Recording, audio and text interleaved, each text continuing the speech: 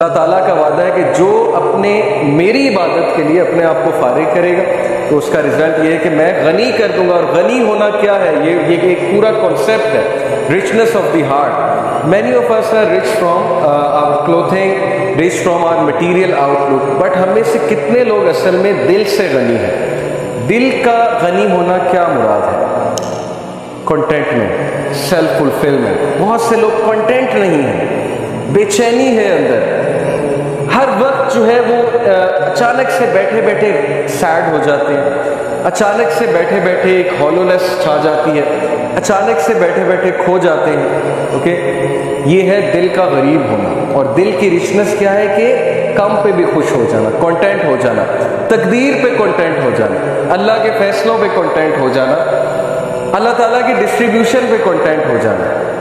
اور دل کی رچنس سے یہ بھی مراد ہے کہ اپنے دل میں کوئی کجی محسوس نہ کرنا, کوئی ریجیڈیٹی محسوس نہ کرنا اچھے کاموں کے لیے.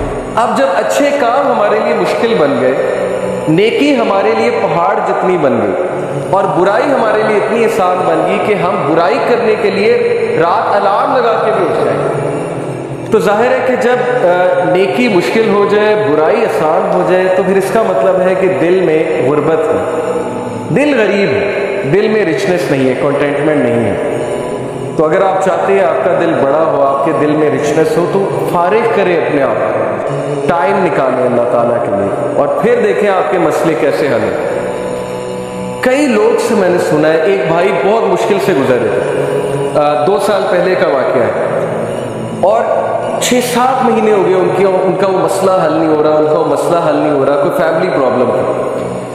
اور ایک دن مجھے ملے and he was so happy, اور انہوں نے مجھے ایک سینٹینس کہا جو میں کبھی نہیں بھولوں گا. انہوں نے کہا کہ علی بھائی, all it took was one tahajjud, that's it. لیکن 6 مہینے مجھے کبھی ٹائم نہیں ملا.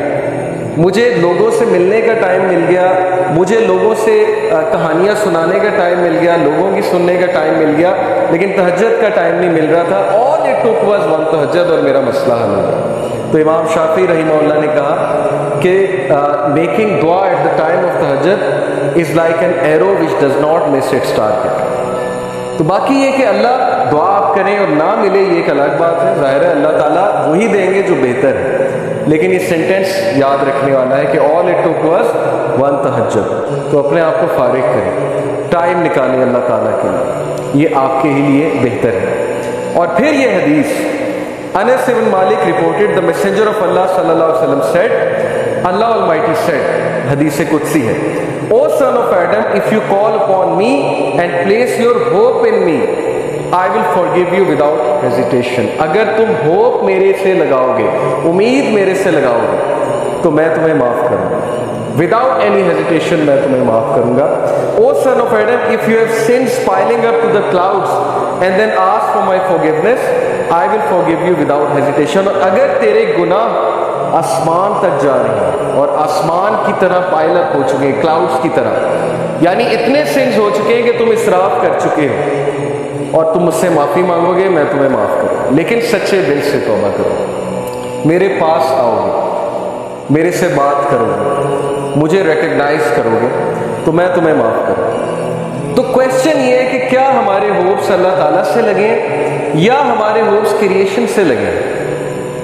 میں یوتھ سے بات کر رہا ہوں, میں حیران ہوں کہ ہم ایک انسان کے لیے راتیں جاگ لیتے ہیں, ہم اس کے لیے اپنی ڈیسیجن چینج کر لیتے ہیں, ایک انسان کے پیچھے دوڑتے ہیں, اور بعد میں ہمیں کوئی خاص فائدہ بھی نہیں ملتا. بعد میں ہمیں جو ہے وہ ریگریٹ ہوتا ہے کہ میں نے اتنا کچھ کیا اور آگے سے رزلٹ جو ہے وہ کچھ بھی نہیں ہے. تو یہ ہے وہ مثالیں جو اللہ تعالیٰ ہمیں قرآن مجید میں بتا رہے ہیں, حدیث میں بتا رہے ہیں کہ تم میرے سے امید لگاؤ, تم میرے پاس آؤ, تم میرے سے مانگو, پھر دیکھو کہ تمہارا مسئلہ حل ہوتا ہے کہ نہیں ہوتا ہے. اور امید لگانے کے حوالے سے ابن تیمیہ رحمہ اللہ لکھتے ہیں, ان کی ایک کتاب ہے kalamullah.com پہ آپ جائیں تو وہاں پر ایک کتاب ہے ابن تیمیہ کی, I think relief from distress, yes exactly یہ نام ہے, ریلیف فرام ڈسٹریس سے ریلیف کیسے ملنا ہے. اوکے, یہ کتاب ہے.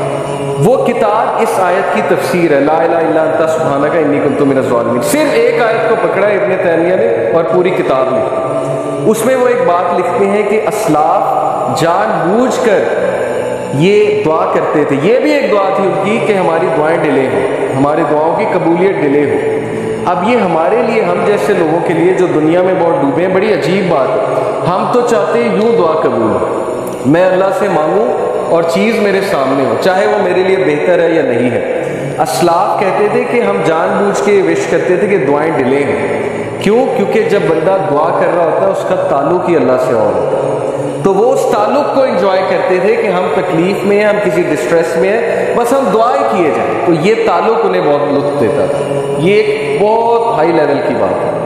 بتانا میں آپ کو یہ چاہ رہا ہوں کہ دیکھیں, مصیبتیں آتی ہیں, مشکلیں آتی ہیں, انسان پر بہت سے فیزز آتے ہیں, اور اس فیز میں اگر اللہ سے آپ کنیکٹ کر جائیں تو یہ آپ کے لیے خیر ہی خیر ہے, اور اس فیز میں اگر اللہ سے دور ہو جائیں تو پھر یہ شر ہے بہت.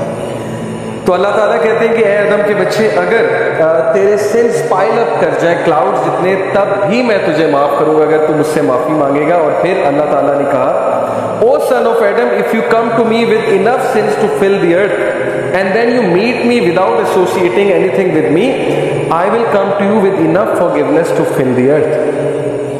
اگر تم مجھ سے ملاقات کرے اور تم مجھ سے معافی مانگے اور تیرے سنس ارتھ کو فل کرے ہوئے ہیں, یعنی انفائنائٹ سنس ہیں, اور تم مجھ سے معافی مانگے گا تو میں تجھے بالکل اتنی فارگیونیس کے ساتھ معافی کروں گا جتنے تیرے سنس, اور نہ صرف معاف کروں گا, تیرے سنس کو میں ریوارڈس میں کنورٹ کروں. سچ از اللہ کہ نہ صرف گناہ معاف ہوئے بلکہ گناہوں کو ریوارڈس میں کنورٹ کر دیا اللہ تعالیٰ نے. اتنا آسان ہے. ایک انسان کو منانا کتنا مشکل ہے, انسان کو منانے میں انسان بہت ذلیل ہوتا ہے, اللہ کو منانا کتنا آسان ہے. ٹھیک ہے, تو یہ ہے وہ مثالیں جس سے ہمیں سوچنا چاہیے کہ ہم کس ہستی کو اگنور کر رہے ہیں. ابو ذر reported, the messenger of Allah sallallahu alaihi wasallam said, Allah Almighty says, whoever comes with a good deed will have the reward of 10 like it and even more. جو کوئی اچھا عمل کرے گا میں اسے 10 ریوارڈز دوں گا, دنیا میں بھی اور آخرت میں. And whoever comes with an evil deed will be recompensed for 1 evil deed like it, or he will be forgiven. اور جو گناہ کرے گا تو گناہ 1 لکھا جائے گا, 10 نہیں لکھے جائیں گے. ریوارڈ کرے, اچھا کام کرے گا تو 10 لکھے جائیں گے, گناہ کرے گا تو 1 لکھا جائے گا. تو یہ اللہ کی ذات ہے. Whoever draws close to me by the length of a hand, I will draw close to him by the length of an arm. یہ میٹافورک ہے, ایگزامپل ہے. تم ایک ہاتھ کے ڈسٹینس سے میرے قریب آؤ گے, میں ایک آرم کے ڈسٹینس سے تمہارے قریب آؤں گا. یعنی تم ایک سٹیپ لو گے, اللہ تعالیٰ 10 سٹیپس لیں گے تمہاری طرف. سٹیپ لے کر تو دیکھو, ہم سٹیپ بھی نہیں لیتے. اور پھر کہا whoever draws close to me by the length of an arm, I will draw close to him by the length of a fathom. یعنی وہی پیرامیٹر ہے کہ جو اور قریب آئے گا میں اس کے 10 ٹائمز اور قریب آؤں. whoever comes to me walking, I will come to him running. جو چل کر آئے گا میں دوڑ کر آؤں گا. whoever meets me with enough sense to fill the earth, not associating anyone with me, یعنی شرک نہ کیا ہو, I will meet with him as much forgiveness. تو میں اس کو اتنی ہی forgiveness کے ساتھ ملوں گا. تو یہ اللہ کی ذات ہے کہ آپ 1 سٹیپ لیں گے, اللہ تعالیٰ 10 سٹیپس لیں گے. آپ چل کر آئیں گے, اللہ تعالیٰ دوڑ کر آئیں گے, آپ کو ویلکم کرنے آئیں گے. اوکے, اس لیے اللہ تعالیٰ یہ غفلت میں کبھی نہ آئیے گا, نہ ہی اس حماقت میں کبھی پڑھیے گا کہ میرے گناہ بہت زیادہ ہیں, یا اب میں کیا کروں اللہ تعالیٰ کے پاس جا کے, ہر چیز تو حرام ہے, وہ حرام میں کرتا ہوں. تو سٹریس میں آ کے انسان اللہ سے ہی بات کرنا چھوڑ دیتا ہے, کہتا ہے بس میں نے کرنا ہی حرام ہے تو چھوڑو, اللہ تعالیٰ سے کیا بات کرے. تو یہ حماقت ہے, یہ شیطان کا بہت زبردست اسٹریٹجی ہے کہ ہمیں اللہ سے بدگمان کرے. تو بدگمانی کبھی نہیں کرنی. السلام علیکم dear brothers and sisters, you are watching my YouTube channel Youth Club Bayan. I will upload the videos of Youth Club like Taib Jaleel, Raza Ziaul Haq and Muhammad Ali at 7 PM daily. If you like my videos, please subscribe to my channel and don't forget to press the bell icon for more interesting and Islamic information. Jazakallah.